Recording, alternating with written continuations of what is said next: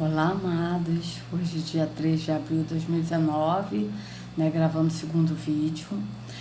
Agora eu gostaria de dar continuidade, no vídeo do Augusto Nicodemos, Malaquias 3,10, o dízimo e o Novo Testamento, que é o título, tá certo? Então eu vou fazer o seguinte, eu vou colocar o vídeo para tocar de novo, para tocar não, vamos botar de novo o vídeo pra gente assistir, tá certo? E tocar, ver se pode. Um vídeo pra tocar. Ai. Mas eu sou uma pessoa super natural, tá, gente? Aquele negócio, não fica assim apagando o vídeo, não, tá certo? Então vamos lá. Eu vou colocar de novo, e aí quando chegar nos 7 minutos e um pouquinho, eu vou dar uma paradinha pra gente ler Deuteronômio 14, tá certo? Então vamos começar aqui com o vídeo, tá certo? Deixa eu virar aqui, ajeitar aqui direitinho, pra ficar bem legal, né? Peraí.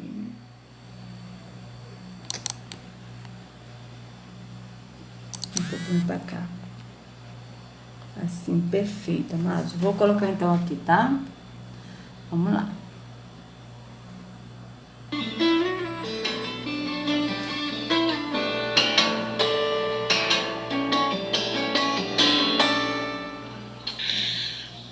Muito bem, vamos continuar. Próximo questionamento do povo com relação a Deus, e aqui entramos na questão dos dízimos e das ofertas.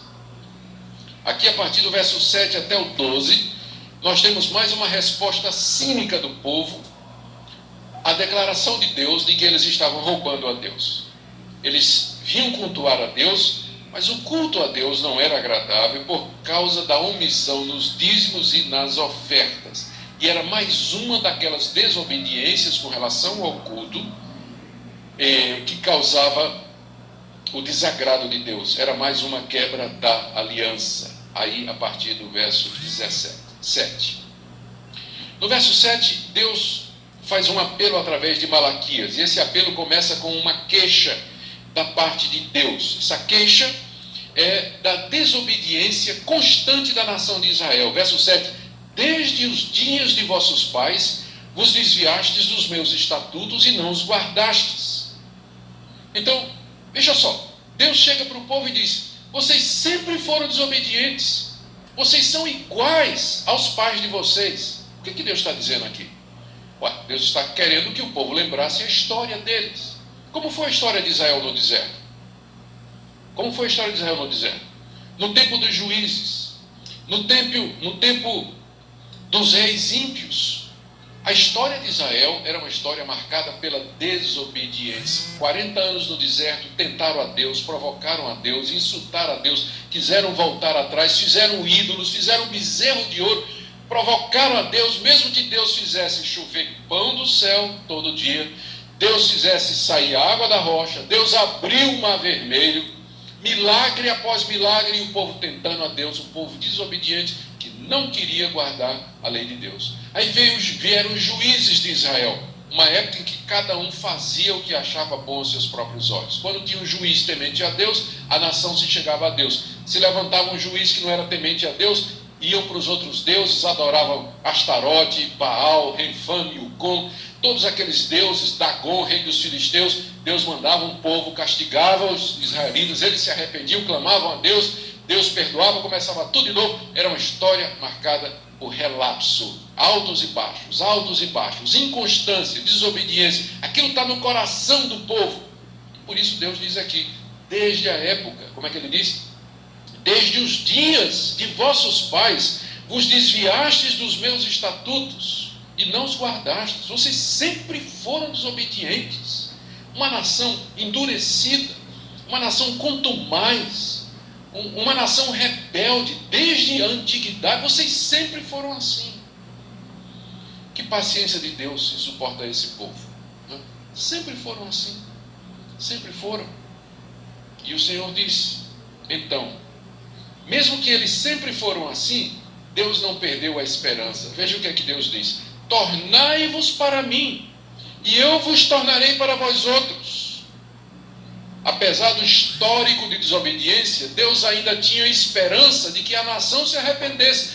Voltem para mim, Se arrependam desses pecados que vocês estão cometendo, e aí eu me tornarei para vocês. Vocês estão reclamando que eu não estou aceitando o culto de vocês, que eu não respondo às orações de vocês, que eu não estou dando prosperidade, que eu não estou abençoando vocês. Mas qual é a razão? É que vocês sempre se desviaram dos meus caminhos. Vocês sempre me desobedeceram. Voltem para mim, que eu me volto para vocês. Aqui nós temos que entender os termos da aliança de Deus com o povo para poder entender essa passagem aqui. Quando Deus tirou a nação de Israel do Egito e fez uma aliança com ela no Monte Sinai, a aliança funcionava da seguinte maneira: a obediência traz a bênção e a desobediência traz o castigo. Se vocês guardarem os meus estatutos, andarem nos meus mandamentos, fizerem a minha vontade, me cultuarem de acordo com os meus preceitos, então eu vou abençoar vocês. Se vocês me desobedecerem, quebrarem os meus estatutos, forem para outros deuses, se esquecerem de mim, virarem as costas para mim, cometerem injustiça, então eu vou mandar tudo quanto é praga contra vocês. Esses são os termos da aliança. Eu sou o Deus de vocês, vocês são o meu povo. A obediência traz a bênção, a desobediência traz o castigo. Então, na aliança, nos termos da aliança, Deus então pode fazer esse tipo de declaração: se vocês se voltarem para mim, eu me voltarei para vocês. Se vocês me buscarem, vocês vão me encontrar. Se vocês se arrependerem, eu perdoo vocês. Mas eu quero de vocês essa atitude de arrependimento e de mudança, em vez de vocês ficarem reclamando por que é que eu não atendo vocês. Eu não atendo vocês por isso. Então, se cheguem para mim e eu me chego para vocês. Deus então graciosamente oferece a eles a oportunidade do arrependimento e da mudança. Mas qual foi a reação do povo no final do verso 7? Mas vós dizeis: em que havemos de tornar para ti, Deus? Por quê? Em quê? O que é que nós estamos fazendo errado? Me arrepender de quê? Não estou fazendo nada errado.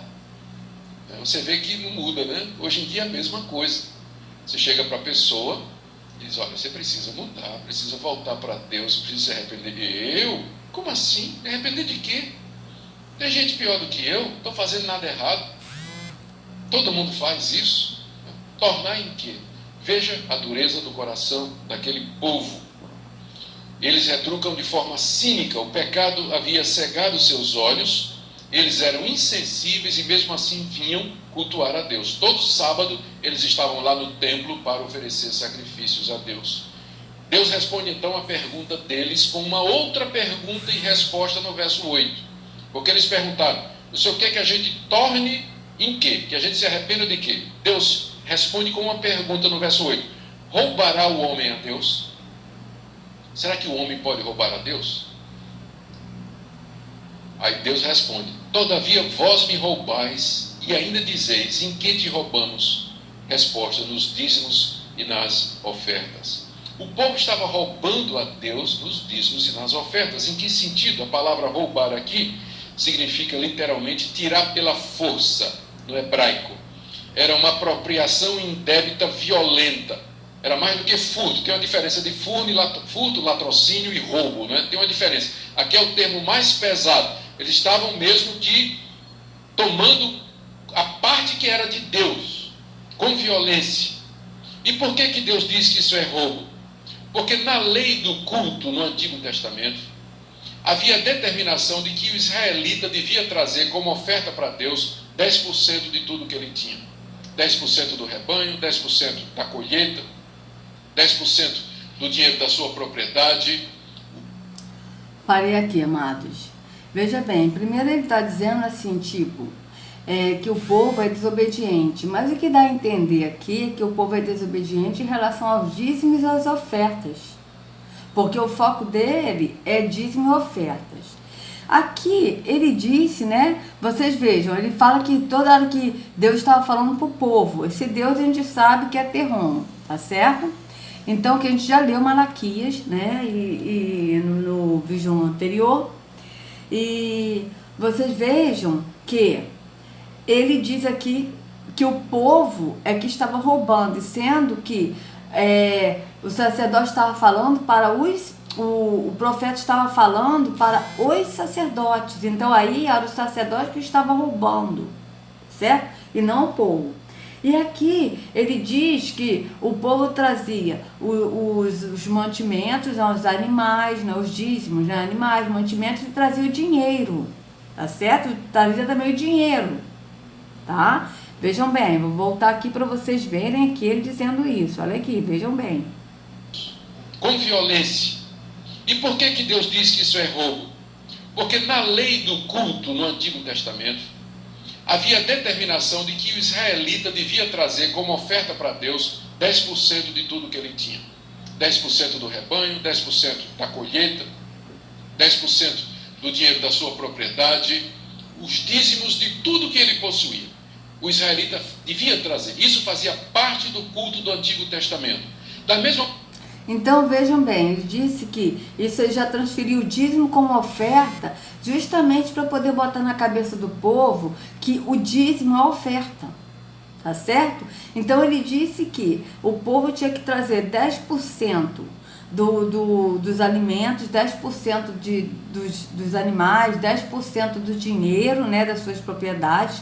Só que vamos ver aqui, amados, em Deuteronômio 14, o que fala na lei sobre o dízimo, a respeito do dinheiro. Veja bem, Deuteronômio 14, verso 22. Separem o dízimo de tudo o que a terra produzir anualmente. Olha, anualmente, ou seja, não é de mês em mês, era de tudo que a terra produzia anualmente. Vocês vejam bem, como o dízimo do cereal, o vinho novo e do azeite, e a primeira cria de todos os seus rebanhos na presença do Senhor, o seu Deus, no local que ele escolher, como habitação do seu nome, para que aprendam a temer ao Senhor, o seu Deus. Mas, se o local for longe demais e vocês tiverem sido abençoados pelo Senhor, pelo seu Deus, e não puderem carregar o dízimo, pois o local escolhido pelo Senhor para ali pôr o seu nome é longe demais, troquem o dízimo por prata, e levem a prata ao local que o Senhor seu Deus tiver escolhido.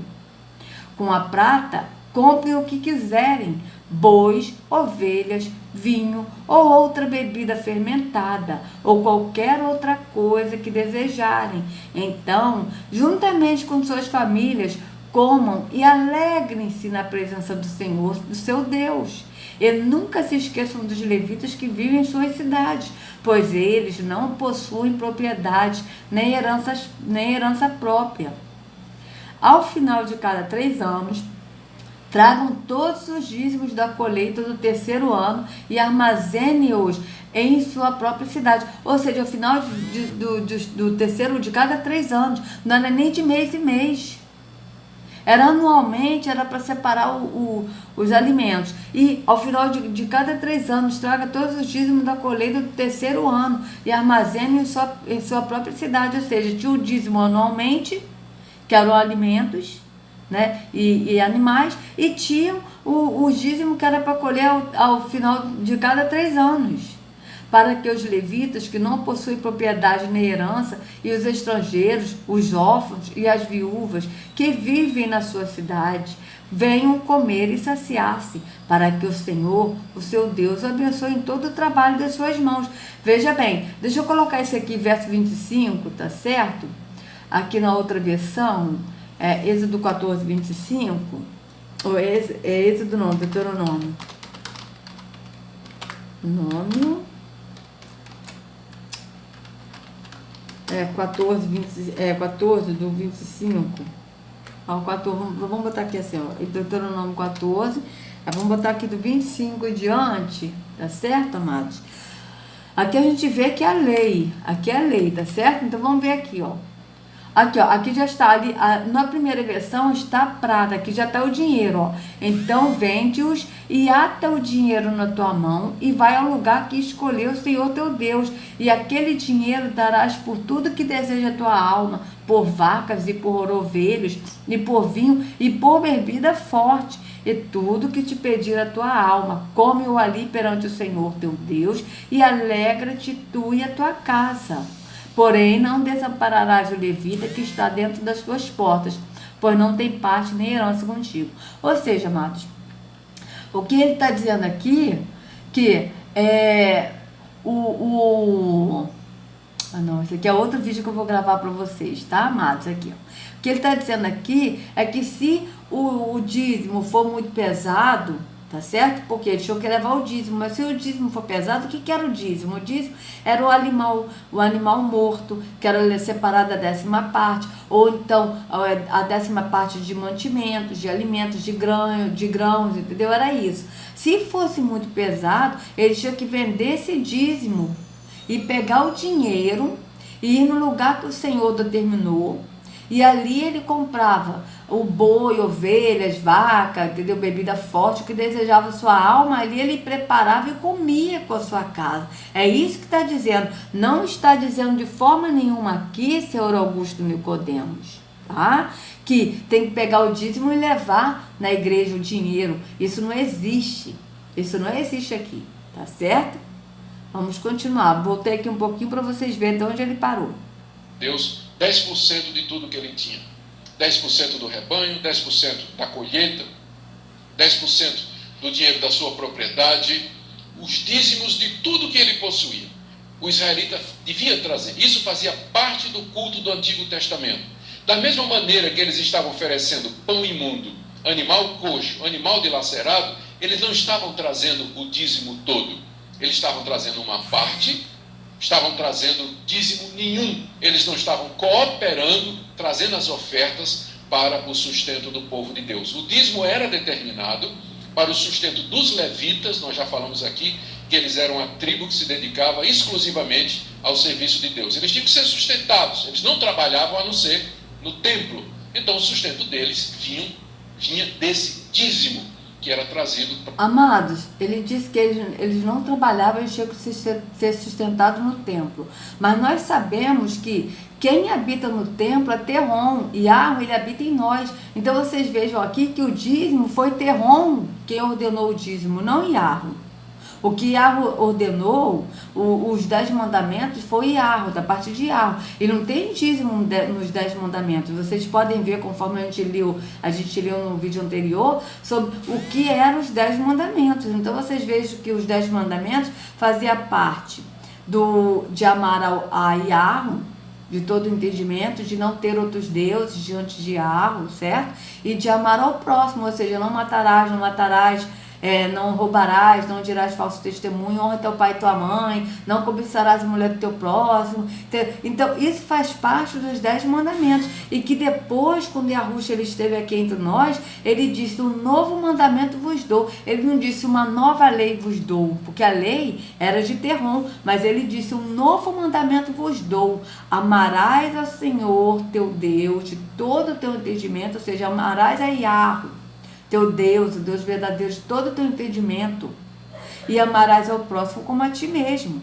Porque isso resume: se você ama Yahweh de todo o teu entendimento, você não vai ter outros deuses diante de ti, né? Adorar outros deuses. Você vai estar no caminho de Yahweh, então você vai estar fiel a Yahweh, sempre andando no entendimento dele. E você amando ao próximo como a ti mesmo, você não vai desejar mal ao próximo, você vai fazer o próximo o que você faz contigo. Isso é amor. Então é isso que ele está falando. Mas aqui o que dá a entender dele é que a desobediência do povo foi em relação de não ter dado dízimo à oferta. E sendo que primeiro Malaquias estava falando com os sacerdotes. Depois é que ele veio falar com o povo também, que o povo também estava roubando, como a gente já leu em Malaquias, que a gente leu no vídeo anterior, né, na parte 3, né, desse vídeo. E a gente leu que o povo, depois que ele falou do povo, que o povo estava roubando também, mas ele antes estava se dirigindo aos sacerdotes e não ao povo. Então vamos continuar. Por todo o israelita para a casa de Deus. O povo, então, como parte ou como elemento constitutivo daquela baixa religiosa, daquele desânimo religioso, eles estavam retendo a parte de Deus, os 10% que pertenciam a Deus. E isso continua acontecendo até o dia de hoje. Quando a situação financeira aperta, a primeira coisa que a gente para de dar é o dízimo, né? A oferta diminui, o dízimo diminui, a gente está apertado, aí corta na parte de Deus. Igual aquele menino que a mãe deu 2 moedas e disse: vai para a igreja e leva essas 2 moedas. Uma essa moeda aqui de R$1, você vai comprar um picolé. E a outra é uma oferta para Deus. Aí o menino foi correndo, correndo, tropeçou. Aí uma das moedas, caiu no bueiro. Ele disse, sim, lá foi a moeda de Deus. É sempre a moeda de Deus que vai primeiro, né? A do picolé ficou com ele.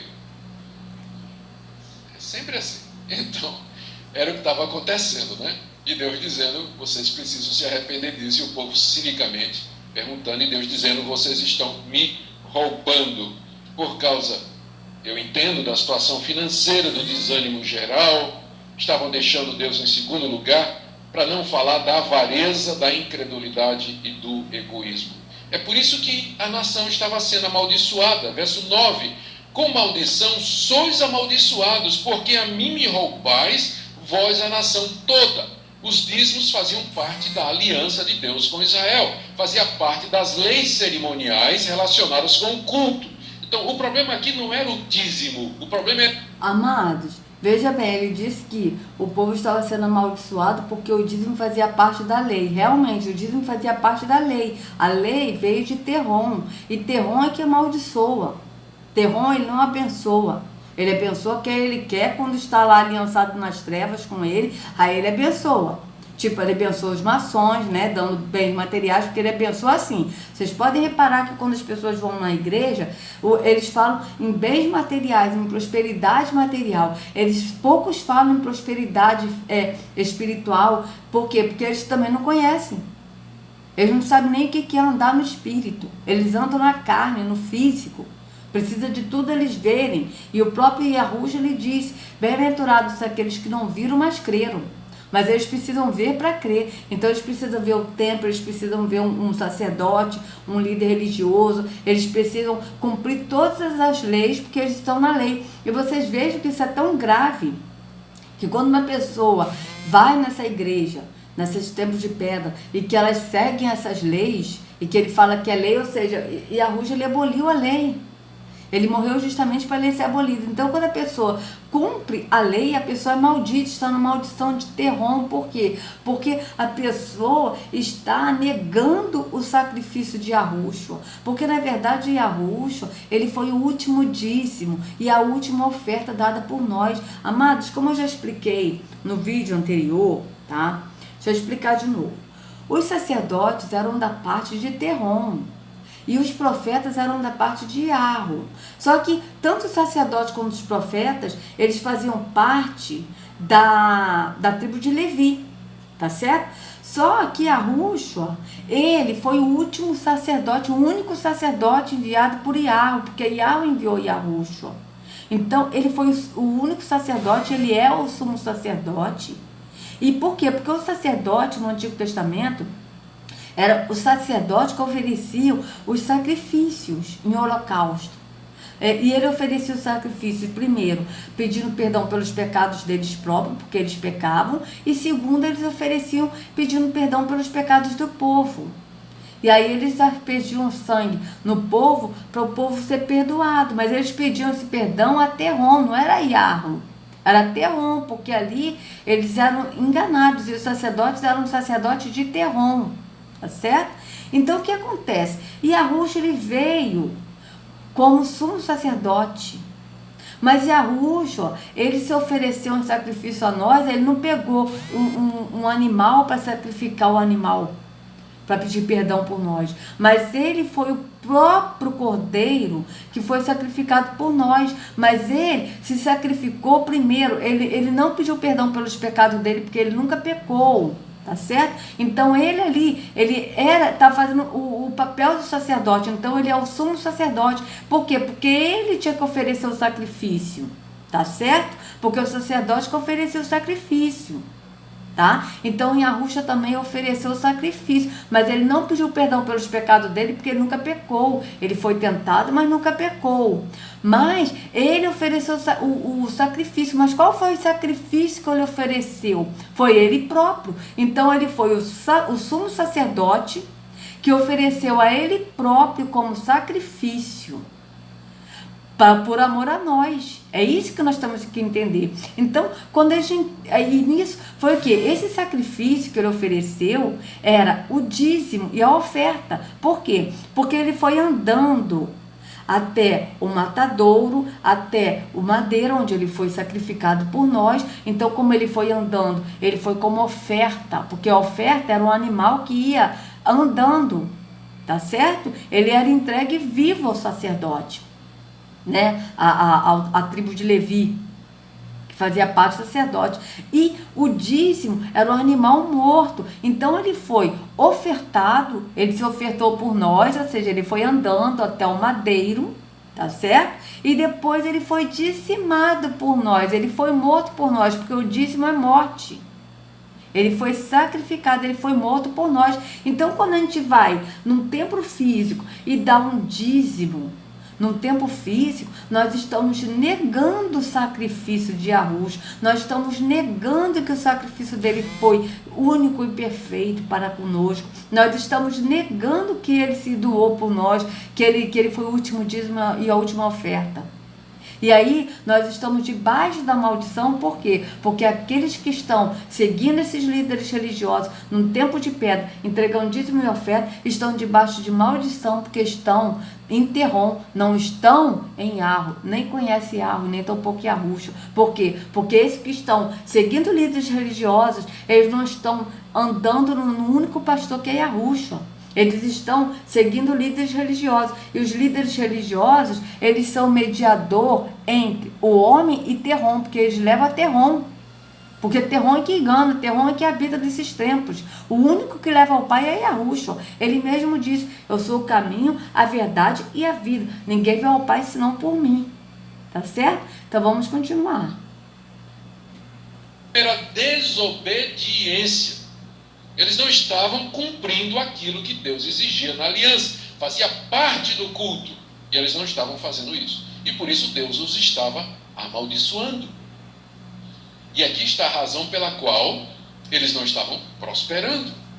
E depois estavam reclamando de Deus. Deus, o ímpio prospera. O injusto está enricando. E nós só sofrendo. E a resposta de Deus é que vocês estão me roubando. Vocês são tão injustos quanto eles. Vocês são tão ímpios quanto eles, porque vocês estão me desobedecendo também. A única diferença é que vocês vêm para a igreja, mas no coração vocês são iguais aos ímpios, e desobedecem do mesmo jeito. A diferença é que os ímpios domingo de manhã estão na praia, e vocês domingo de manhã estão aqui. Mas reparem que ele não fala de maneira nenhuma da gente ser o templo. Ele fala, vocês, a única diferença é que vocês vêm para a igreja domingo de manhã, ou seja, mas o pecado é eles virem para a igreja e não contribuírem com o dízimo e com as ofertas, está entendendo? Porque o foco dele é o dízimo e a oferta, vocês podem ver. Ele não está preocupado com a alma das pessoas, tá certo? Com as pessoas, de levar as pessoas para Yahushua. Eles estão preocupados de continuar recebendo dízimo e ofertas, tá certo? É a mesma coisa, a atitude é a mesma, não tem diferença nenhuma. É o ateísmo cristão, não é? Prático. Porque o ateísmo cristão é você dizer que Deus existe, mas vive como se ele não existisse. Então, é isso aí. Vocês são amaldiçoados por conta disso, diz o Senhor dos Exércitos. E aí então ele determina, no verso 10, o que é que ele quer dizer com isso? Tornem para mim.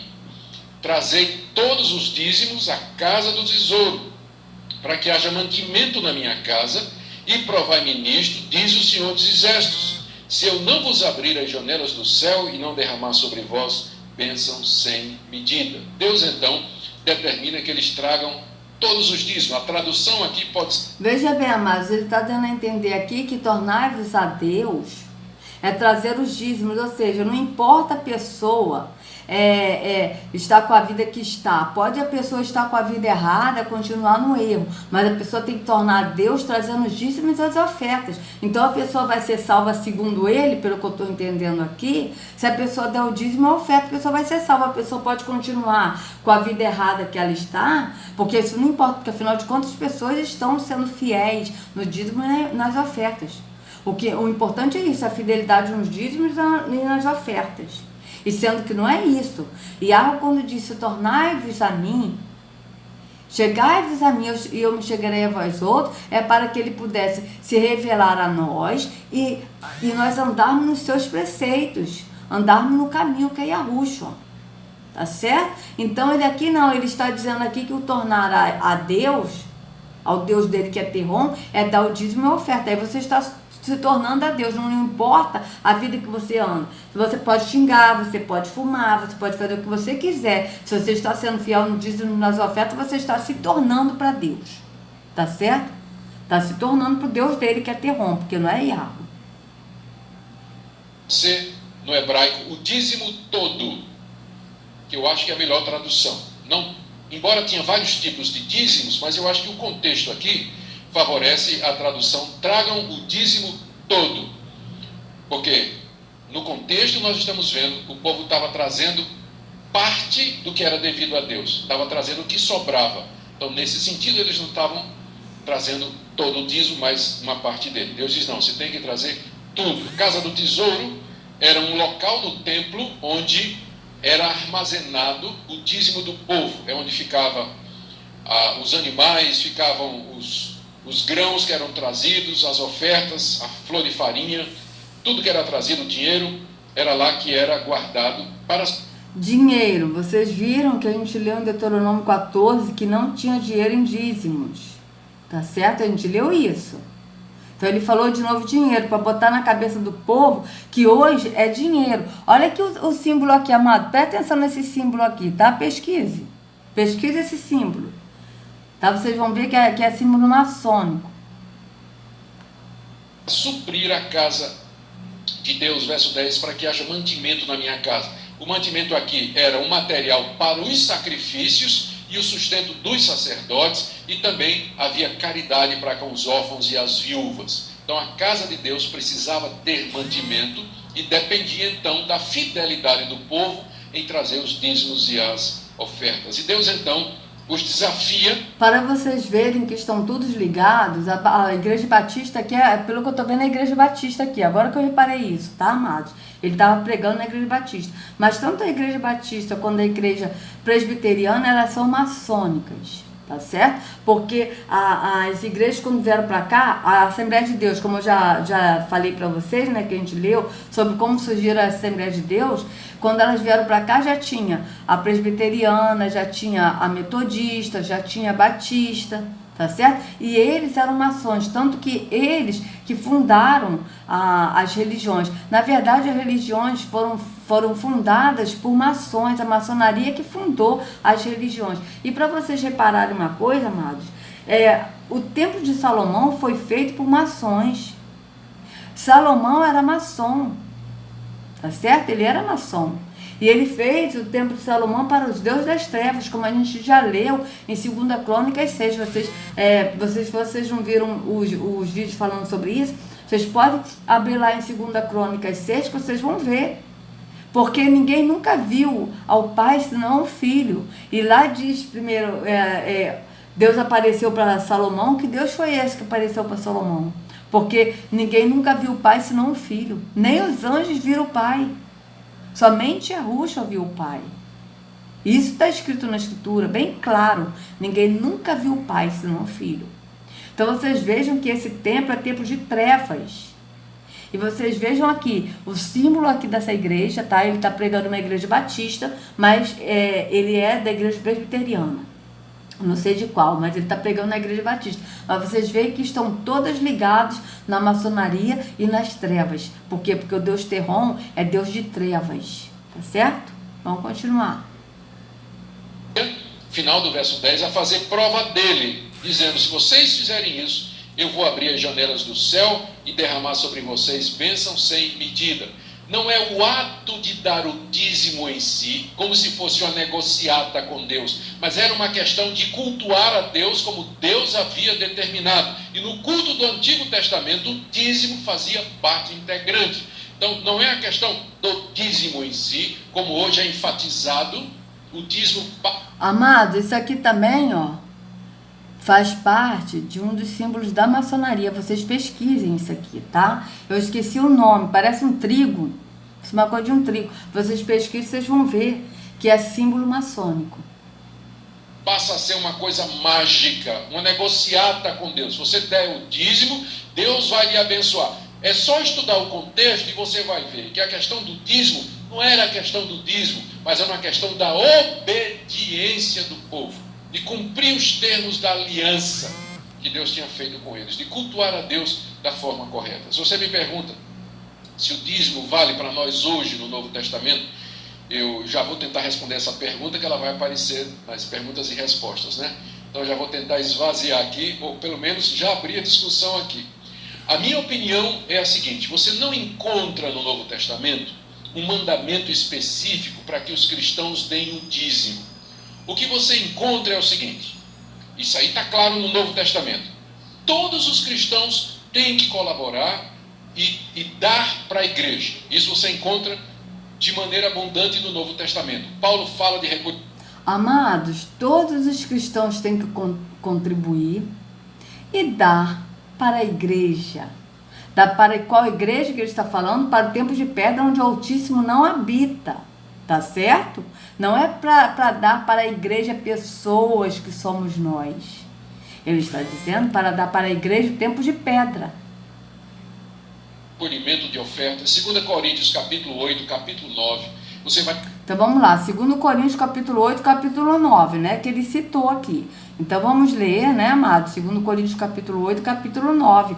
Vamos ler, tá? Porque a gente precisa, amados, ler para a gente não ser enganado por esses cães glossos. 2 Coríntios. Vou ler o 8 e o 9, tá? Peraí. 8. Vamos nós para ver para que eram as ofertas que o apóstolo Shaul estava falando aqui, tá certo? O apóstolo Shaul é aquele que a gente conhece por apóstolo Paulo. Então vamos lá. Agora, irmãos, queremos que vocês tomem conhecimento da benevolência que Yahweh concedeu às igrejas da Macedônia. Veja, as igrejas da Macedônia. Quem são as igrejas da Macedônia? São pessoas. Quando a escritura aqui está dizendo as igrejas, está se referindo a pessoas, porque nós somos o templo, tá certo?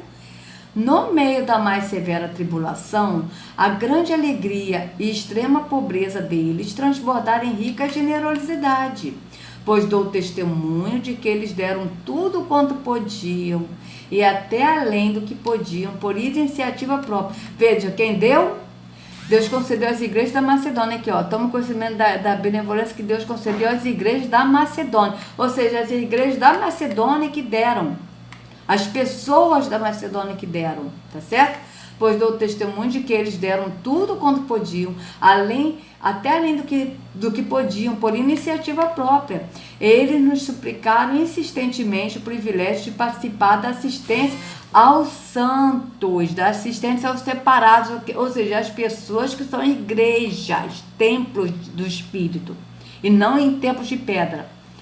E não somente fizeram o que esperávamos, mas entregaram-se primeiramente a si mesmo ao Senhor, né, a Yahushua, e depois a nós pela vontade de Yahweh. Assim, recomendamos a Tito, visto que ele já havia começado, que completasse esse ato de benevolência da parte de vocês. Todavia, assim como vocês se destacaram em tudo, na fé, na palavra, no conhecimento, na dedicação completa e no amor que vocês têm por nós, destaquem-se também neste privilégio de contribuir. Quando eu leio benevolência, amados, é graça, porque graça é blasfemado, tá? Então eu leio benevolência. Então vamos lá, ó. Neste privilégio de contribuir. Contribuir para quê? Vejam bem. Não lhes estou dando uma ordem, mas quero verificar a sinceridade do amor de vocês, comparando com a dedicação dos outros, pois vocês conhecem a benevolência de nosso Senhor Yahushua, que, sendo rico, se fez pobre por amor de vocês, para que por meio de sua pobreza vocês se tornassem ricos. Ricos em que, amados? Ele não está falando aqui ricos materialmente, mas ricos no conhecimento, tá certo? Este é o meu conselho.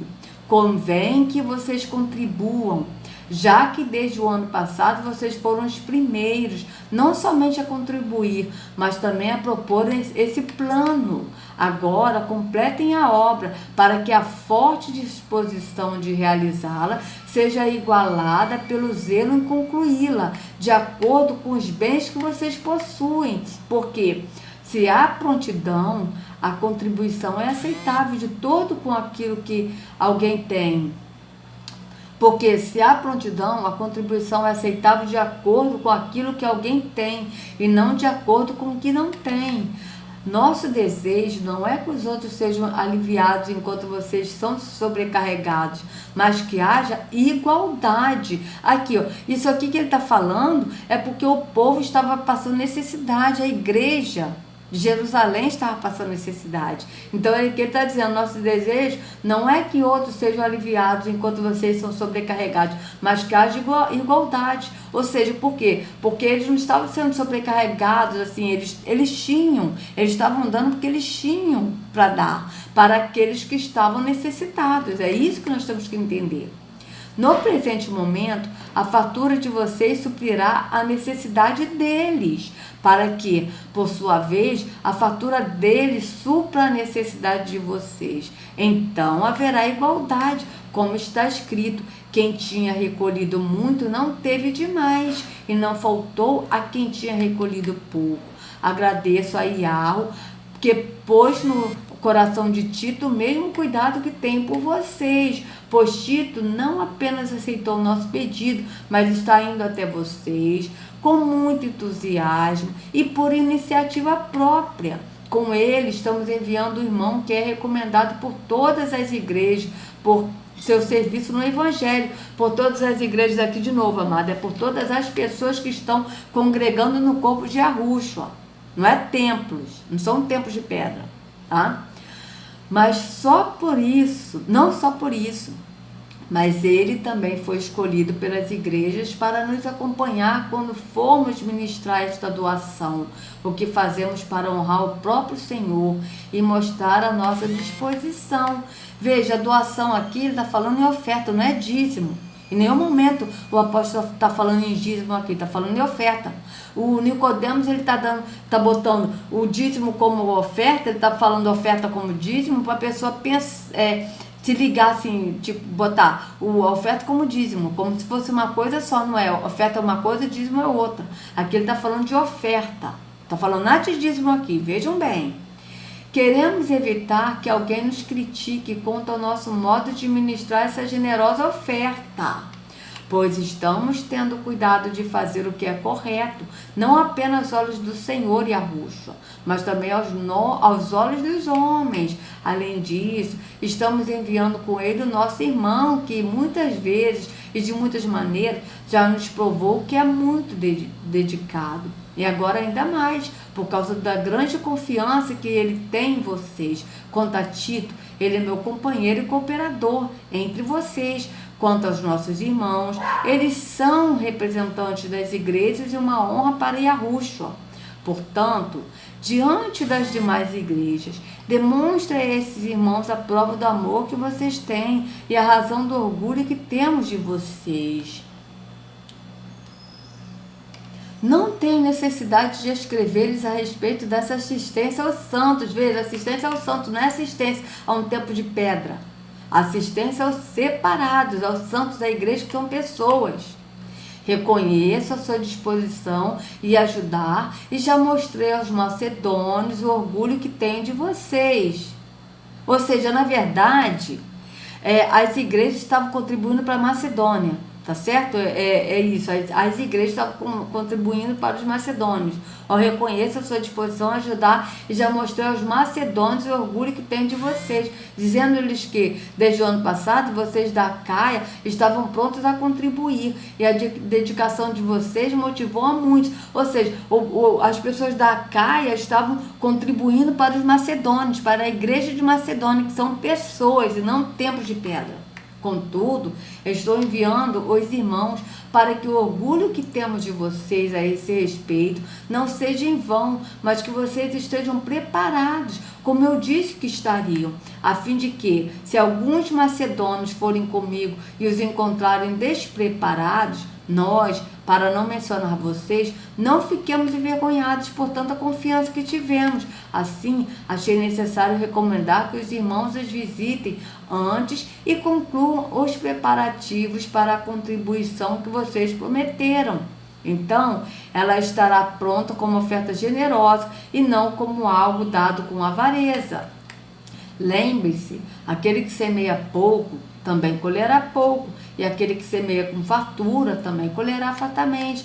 Cada um dê conforme determinou em seu coração, não com pesar ou por obrigação, pois Yahweh ama quem dá com alegria, e Yahweh é poderoso para fazer que lhe seja acrescentada toda a benevolência, para que em todas as coisas, em todo o tempo, tendo tudo o que é necessário, vocês transbordem em toda boa obra, como está escrito: distribuiu, deu os seus bens aos necessitados, a sua justiça dura para sempre. Distribuiu, deu os seus bens aos seus necessitados. Deu os seus bens aos templos de pedra? Deu os seus bens aos pastores, aos líderes religiosos? É isso que está dizendo aqui, amados? Como a Igreja Universal fala, vamos fazer o sacrifício da fogueira Santa de Israel, é isso que está dizendo aqui? Veja, como está escrito: distribuiu, deu os seus bens aos necessitados, a sua justiça dura para sempre. Aquele que supre a semente ao que semeia e o pão ao que come, também lhe suprirá e aumentará a semente e fará crescer os frutos da sua justiça. Vocês serão enriquecidos de todas as formas, para que possam ser generosos em qualquer ocasião e, por nosso intermédio, a sua generosidade resulte em ação de agradecimentos a Yahweh. O serviço ministerial que vocês estão realizando não está apenas suprindo as necessidades do povo de Yahweh, mas também transbordando em muitas expressões de gratidão a Yahweh. Aqui, ó, o serviço ministerial que vocês estão realizando não é serviço ministerial no tempo físico, de um serviço ministerial de ser um bispo, num cargo físico, de ser um pastor, de ser um reverendo, de ser um apóstolo, de ser um diácono. Não. O serviço ministerial que vocês estão realizando, qual é esse serviço? Não está apenas suprindo as necessidades do povo de Yahweh, mas também transbordando em muitas expressões de gratidão a Yahweh.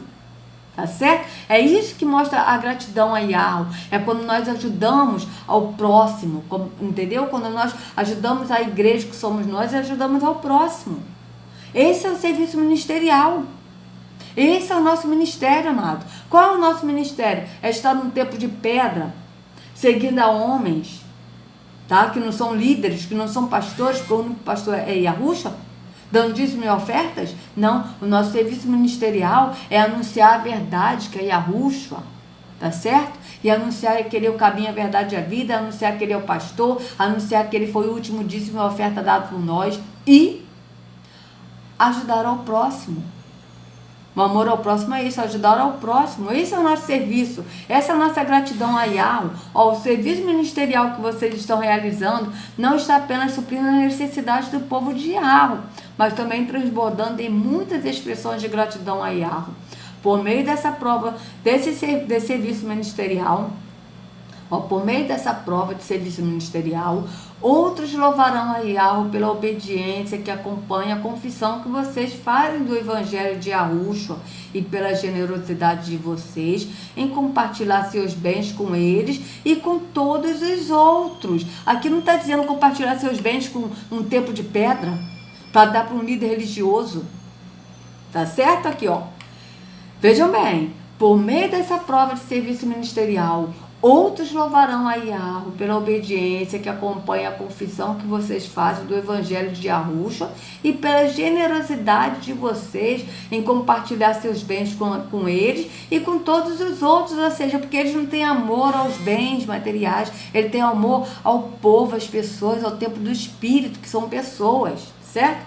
E nas orações que fazem por vocês, eles estarão cheios de amor por vocês, por causa da insuperável benevolência que Yahweh tem dado a vocês. Agradeço a Yahweh por seu dom indescritível, tá certo?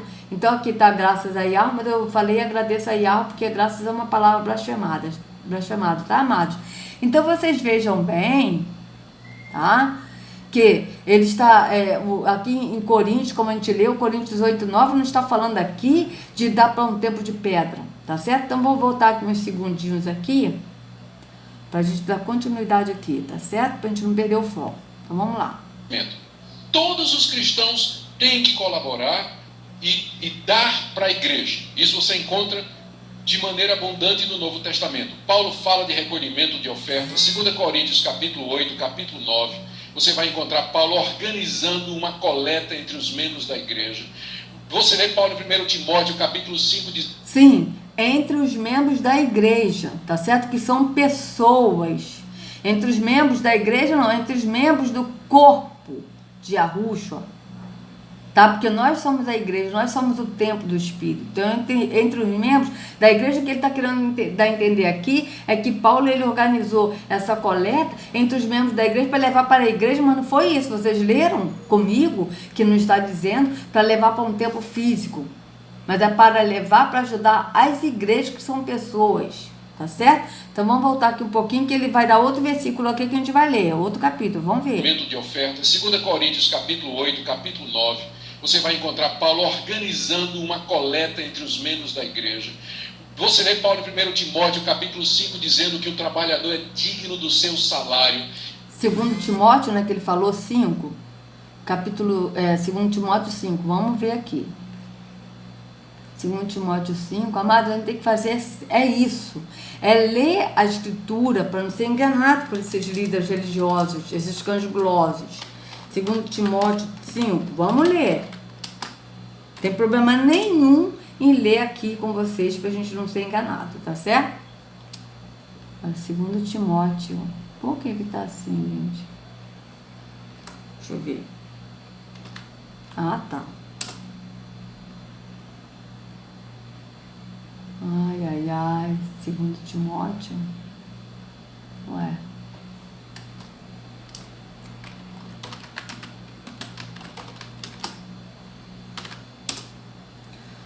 Ai.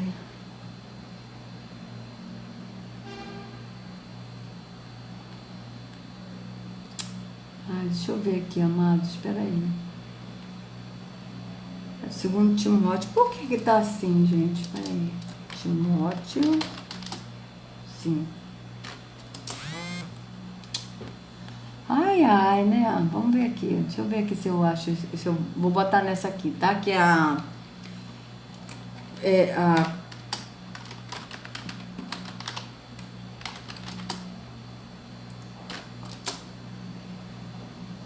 Ué. Poxa, por que tá. Eu não tô entendendo por que tá assim. Ô, Terron, dá um tempo aí, tá? Dá um tempo. O que há? Eu, hein? 2 Timóteo 5. Vamos lá, NVI.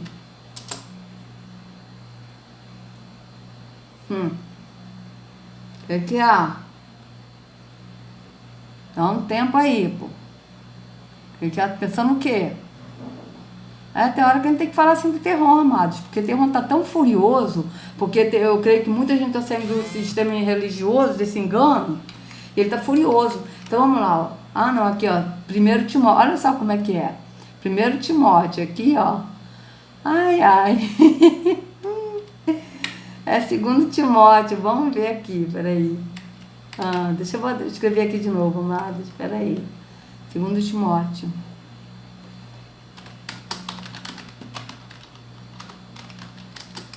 5. Olha só como é que são as coisas, amados. Presta atenção como o Terron tá furioso. Isso é coisa de Terron, cara.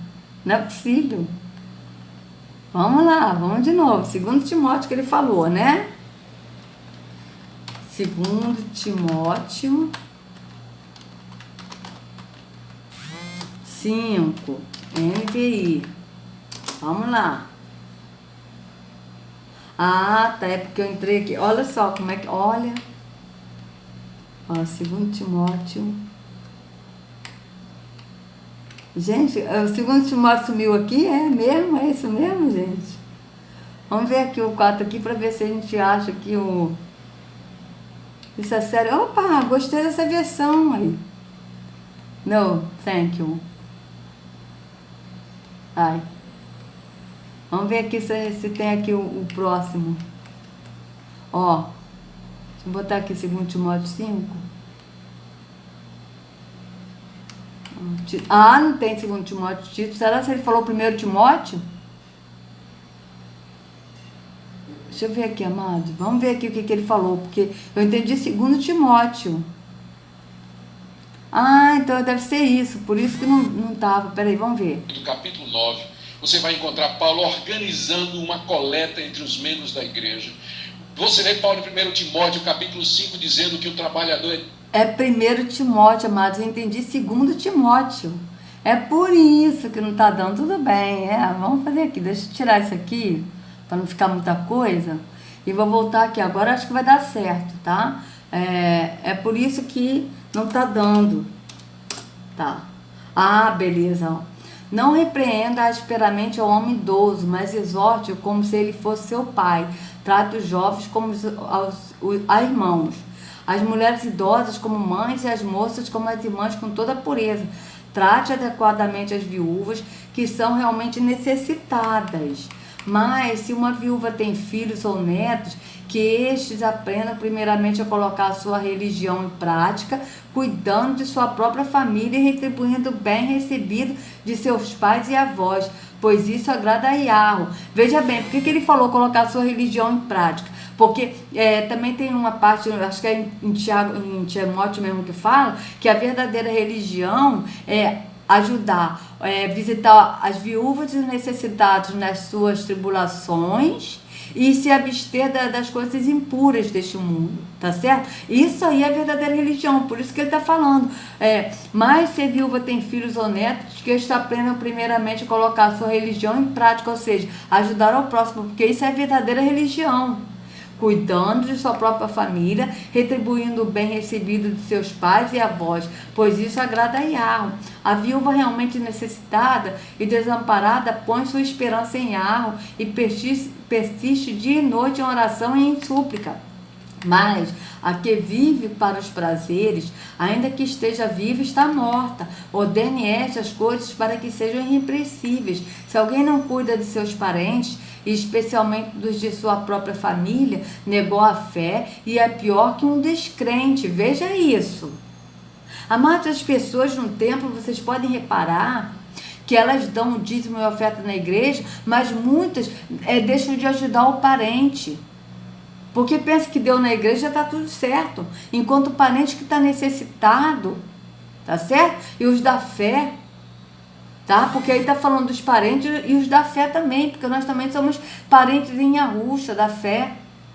Então vocês vejam como é que eles fazem as coisas, sabe? E aí eu falo isso porque eu também era assim, amados. Eu dava dízimo, dava oferta, eu não ajudava o próximo, tá? Porque eu achava que eu estava fazendo a coisa certa, que eu estava ajudando a obra de Deus, tá certo? Então veja bem, se alguém não cuida de seus parentes, especialmente dos de sua própria família, negou a fé e é pior que um descrente. Nenhuma mulher deve ser inscrita na lista de viúvas, a não ser que tenha mais de 60 anos de idade, tenha sido fiel ao seu marido e seja bem conhecida por suas boas obras, tais como criar filhos, ser hospitaleira, lavar os pés dos separados, socorrer os atribulados e dedicar-se a todo tipo de boa obra.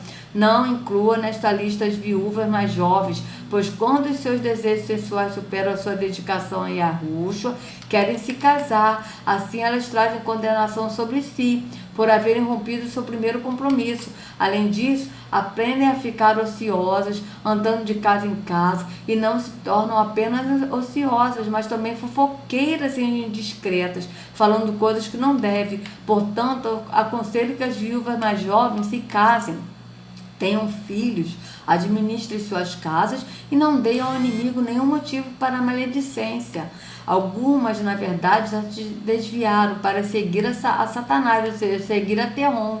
Se alguma mulher crente tem viúvas em sua família, deve ajudá-las. Não seja a igreja sobrecarregada com elas, a fim de que as viúvas realmente necessitadas sejam auxiliadas. Aqui, ó, ele está falando da igreja, a igreja ajudar a pessoas e não ajudar dar um tempo físico, mas ajudar a igreja, que são pessoas. Então aqui ele está falando, se alguma mulher crente tem viúva, né, em sua família, deve ajudá-las. Não seja a igreja sobrecarregada com elas, a fim de que as viúvas realmente necessitadas sejam auxiliadas. Os presbíteros que lideram bem a igreja são dignos de dupla honra, especialmente aquele cujo trabalho é a pregação e o ensino. Pois a Escritura diz, não amordace o boi enquanto está debulhando o cereal, e o trabalhador merece o seu salário. Tá certo? Só que aqui está falando o trabalhador merece seu salário, e todo trabalhador merece seu salário. Aqui os presbíteros que ele está falando são o quê? Os anciãos, tá certo? Só que aqui não é um cargo, não um cargo religioso, tá certo? Porque se vocês verem, traduzirem do grego, presbítero significa ancião.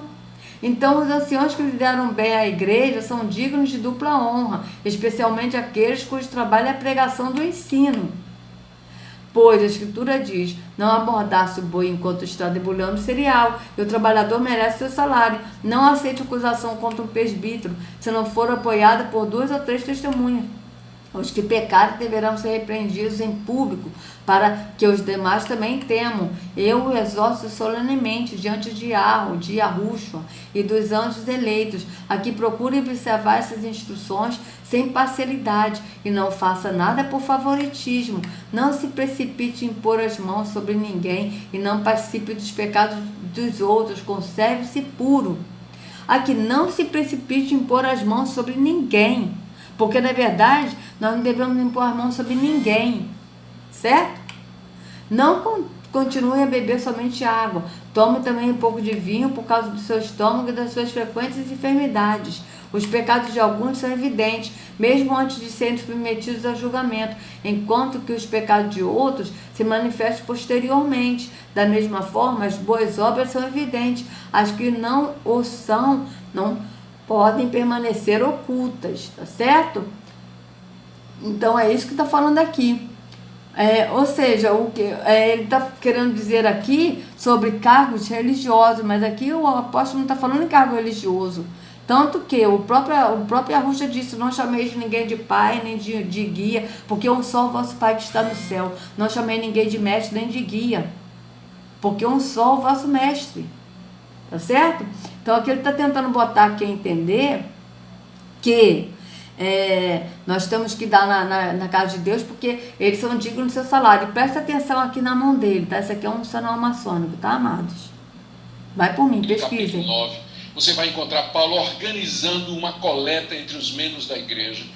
Você lê Paulo em 1 Timóteo, capítulo 5, dizendo que o trabalhador é digno do seu salário, que os pastores que se esforçam na pregação da palavra e no governo, eles têm que ser merecedores de dobrados honorários. De onde vem esse dinheiro? Amados, o próprio apóstolo Shaul disse, desde graça que de graça recebeste. Desde graça. E ele mesmo disse, trabalho para não ser pesado ao meu irmão. Tá certo? Ele mesmo disse isso, trabalho para não ser pesado ao meu irmão. Vocês podem pesquisar. Então, todo crente é convocado no Novo Testamento a dar para a igreja. Isso é claro. Primeiro, todo mundo tem que dar. Segundo, a Bíblia diz que eles têm que dar generosamente. Não pode, Deus ama a quem dá com alegria. Não é dar assim, não é? Feito os israelitas estavam dando aqui, o ceguinho, o coxo, dilacerado, o aleijado, mas dando com alegria, dando com abundância. Terceiro princípio que você encontra no Novo Testamento: o crente tem que dar com proporcionalidade. 2 de Coríntios, capítulo 8, cada um. Vamos voltar aqui de novo. Não pode, Deus ama a quem dá com alegria. Peraí, deixa eu O mostrar aqui governo, uma eles coisa têm para que ser vocês. merecedores de dobrados honorários. De onde vem esse dinheiro? Então, todo crente... Aqui, ó, esse aqui é o sinal do 666, tá, amados? É outro símbolo maçônico, tá certo? Então, ele que está dizendo que o povo tem que dar para a igreja. Vocês leram comigo que o apóstolo não está dizendo em dar para a igreja o tempo físico, mas é dar para ajudar as igrejas e pessoas. A gente é convocado no Novo Testamento a dar para a igreja. Isso é claro. Primeiro, todo mundo tem que dar. Segundo, a Bíblia diz que eles têm que dar generosamente. Viu o símbolo maçônico, Deus ama amados? a quem dá com alegria. Todo mundo tem que dar. Segundo, a Bíblia diz que eles têm que dar outro símbolo maçônico. 666. Mentir. Não pode. Deus ama a quem dá com alegria. Não é dar assim, né? Feito os israelitas estavam dando aqui. O ceguinho, o coxo, dilacerado, o aleijado, mas dando com alegria, dando com abundância. Terceiro princípio que você encontra no Novo Testamento. O crente tem que dar com proporcionalidade. 2 de Coríntios, capítulo 8, cada um contribua de acordo com o que tiver recebido de Deus.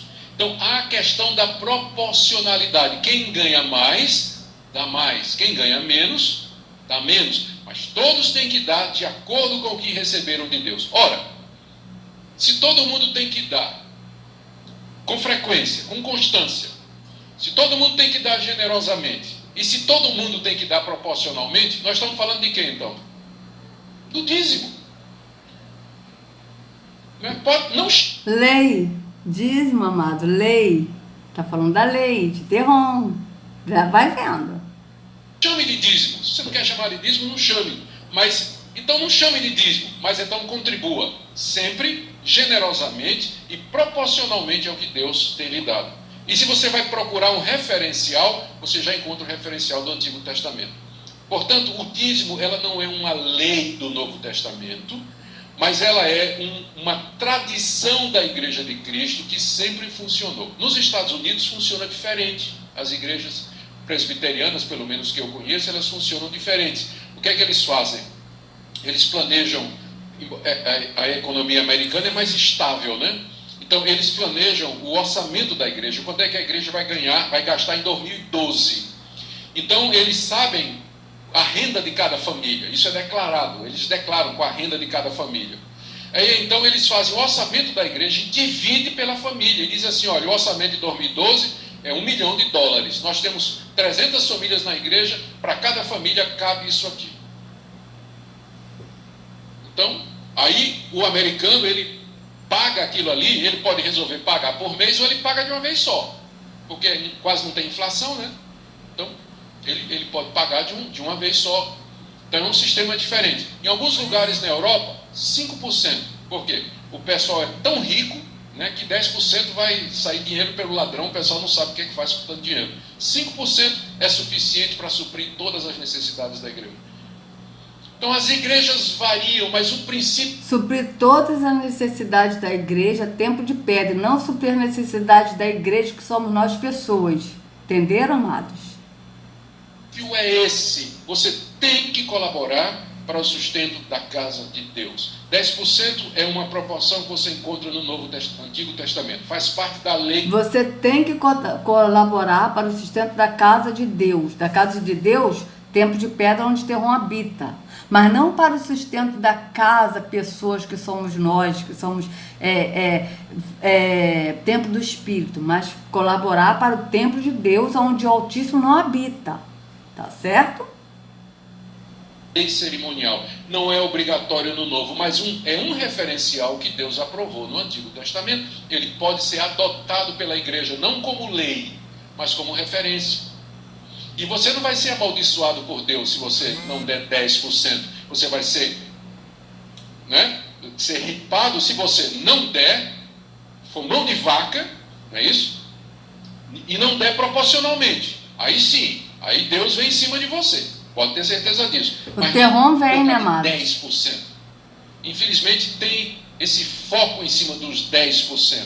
Se esquecendo do que é que está por detrás, que é o princípio da constância, da generosidade e da proporcionalidade. Isso você encontra no Novo Testamento com muita clareza. Na verdade, em certos casos, eu acho que os crentes deviam dar até mais do que 10%, dependendo da situação da igreja. E eu conheço crentes que dão muito mais do que 10% do que eles ganham para o trabalho de Deus. 10% é um referencial. Aí eu pergunto, esses que dão esses dízimos de 10% ou mais de 10%, será se eles ajudam os pobres, necessitados? Será, amados?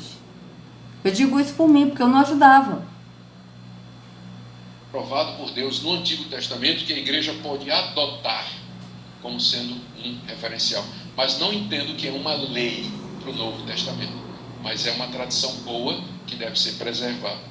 Muito bem, mas aqui no caso se tratava da desobediência. No Antigo Testamento era a lei, e aqui o povo está desobedecendo uma lei do culto, não é? A Deus. Eles tinham que trazer Lei do culto a Deus, mas dentro de um templo de pedra onde ele não habita. Lei do culto a Deus, de qual Deus que ele está falando? como parte do culto 10% de tudo que eles tinham ganhado. E a promessa de Deus então é essa daqui. No verso 11 ele promete repreender o devorador, que era o gafanhoto que estava comendo as colheitas, para que não vos consuma o fruto da terra. A vossa vida no campo não será estéril, diz o Senhor dos Exércitos. Deus promete então que os campos dos israelitas vão frutificar.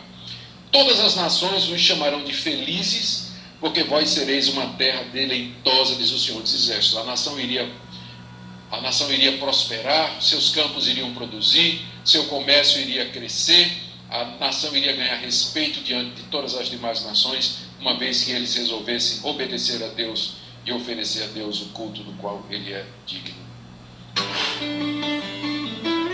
Então, amados, aqui eu gostaria de ler com vocês agora o seguinte, só para a gente encerrar o vídeo, para não ficar muito longo, mas eu gostaria de ler com vocês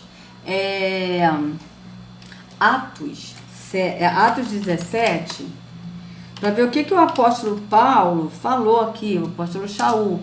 Atos 17, vou ler a partir do versículo 25, para vocês verem que esse tempo que ele está falando, para dar para a igreja, não se trata de tempo de pedra.